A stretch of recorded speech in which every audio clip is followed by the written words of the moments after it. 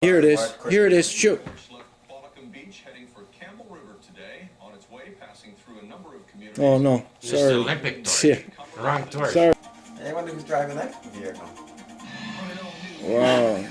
See, now watch this. This ain't. Everybody on board there, then it'll be easier to. Oh, yes. Here it comes. There is a movement underway in this province to overhaul BC's organ donation program and possibly save lives in the process. Deb has more on what's known as presumed consent. NewsHour Insight. Deb. Yes, Chris. Right now, there are more than 300 British Columbians on the waiting list for an organ transplant. And the sad truth about this is, and it's brutal, many of them will die while they're waiting. That's because while the majority of us support this idea, when it comes down to actual donors, the numbers are low. In an effort to combat the shortage and save more lives, one woman with a very personal connection to this issue is calling on politicians to change the current opt-in donor model to one of opt-out. Marissa Thomas explains. If courage has a face, it would look like this. Cheryl Nilsson walks the Sun Run just 12 months after a double lung transplant. A transplant she had to move to Toronto for because of a shortage of organs in BC. April 22nd, she got her call, got her double lung. It worked. And thank God for donors, because through the generosity of somebody else, their loss, which we feel every day, my daughter was able to survive and live and had lived life to the fullest. And in 5 minutes, we'll be prepared to run with the torch. A lack of organ donors is something George Marcello knows all too well.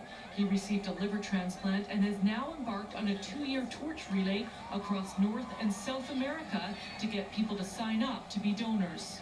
While events like this help raise awareness, still only 17% of British Columbians are organ donors.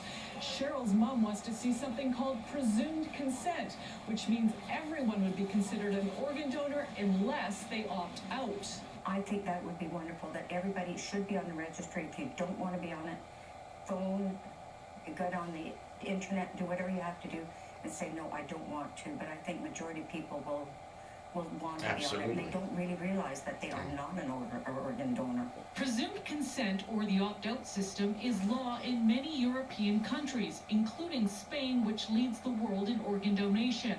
The opt-out rate is around 2%. Still, it's not something that BC Transplant supports. You know, British Columbia has a first-person consent registry, which means that we want to respect the decision of an individual.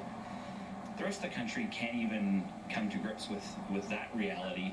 I can't see how the country can move from thinking that it's the decision of a family to actually going to presumed consent. Having this in place, the family does have that discussion, and when the time happens that the a family member dies, that family is more aware about the donation process. And right now what's happening is there's too much shock, and when the family is approached, they're not able to say yes. It's a debate Cheryl would have wanted. Sadly, she passed away 1 month ago. Her lungs were healthy, but she died of a rare infection.